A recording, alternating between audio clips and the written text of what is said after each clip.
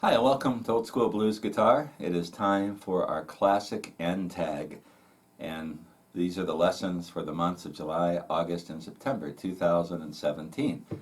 And for this round of lessons and the end tag, I have chosen one of my all-time favorite licks, and it comes from a tune called You Done Me Wrong, or You Did Me Wrong, by Bobby Bland. And the guitar player on the song is Wayne Bennett, who's one of my favorites. And at the beginning of the song, and at the solo, and then at the very end, and this is what we'll use for our end tag, he uses this incredibly cool riff. And so I'm going to show you how he uses it at the end of the song for the end tag. So the song is in the key of F, and the end tag, when he gets to the end, let me just play the riff for you, and then we'll break it down.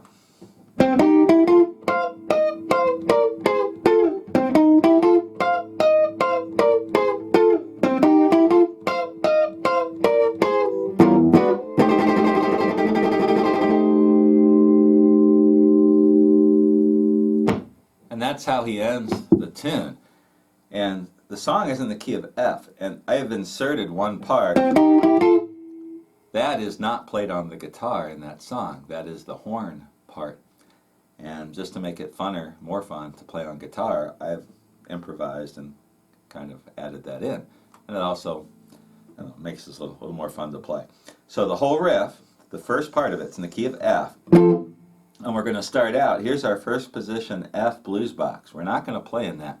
Eventually we're going to play in the first position F blues box high up on the neck between the 13th and the 15th frets.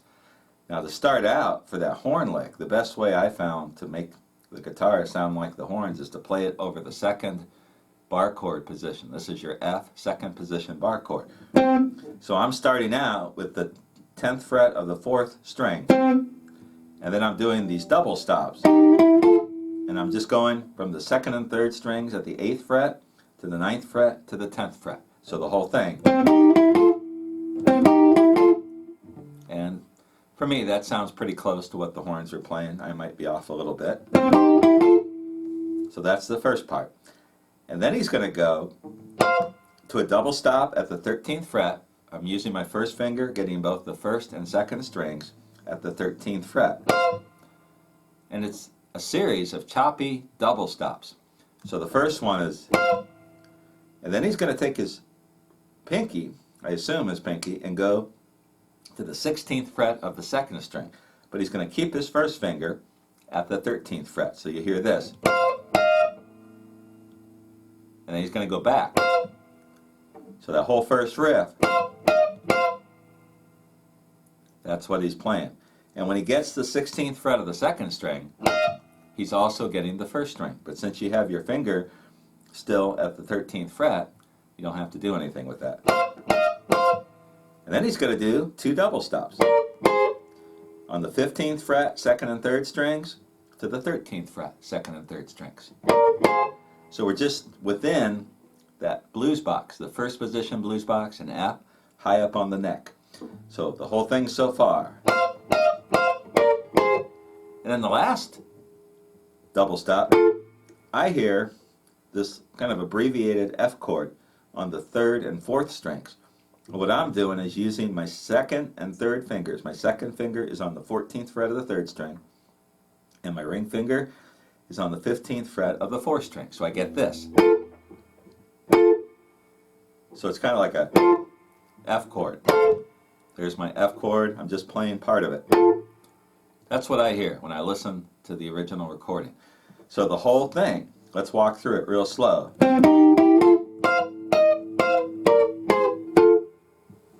And he plays that 3 times in a row.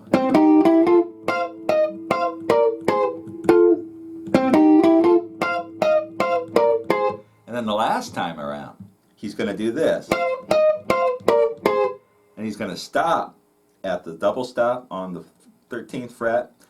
He's not going to go to that F chord. Instead, he's going to stop there, so like this. And then he's going to walk in to an F9.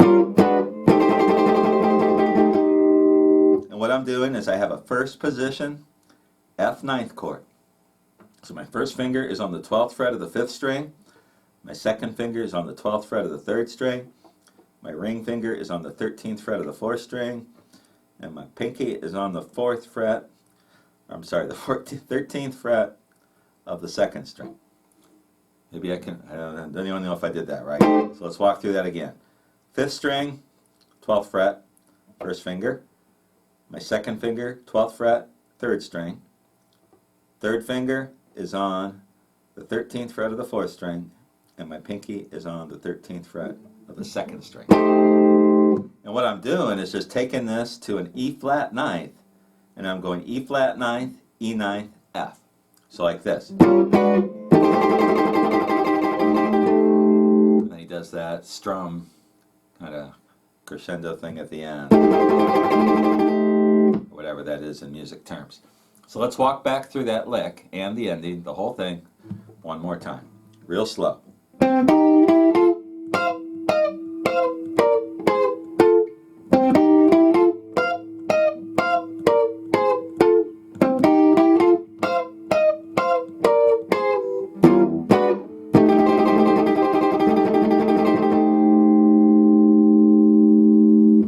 And there you have the end tag for Bobby Bland's You Done Me Wrong. That is one of the greatest guitar songs in the history of electric blues. Wayne Bennett just goes off throughout the entire thing. And there's a lot of great licks, fill licks, and the solo is tremendous. But that's the lick I always remember.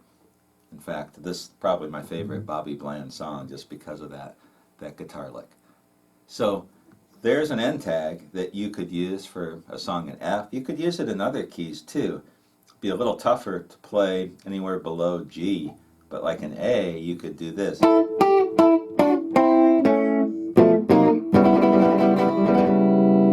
think it sounds so good on the high notes. So if you're playing an E,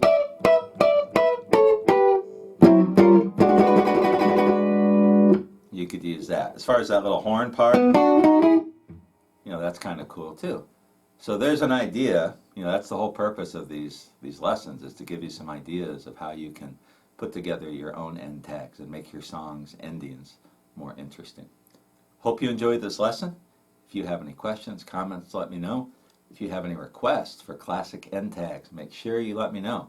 As with the introductions and the solos, I'm not getting too many requests. Most of the requests I'm getting are for song breakdowns. So I'd appreciate someone else asking for something here. Otherwise, I'll just keep picking out the ones that I like. See you soon.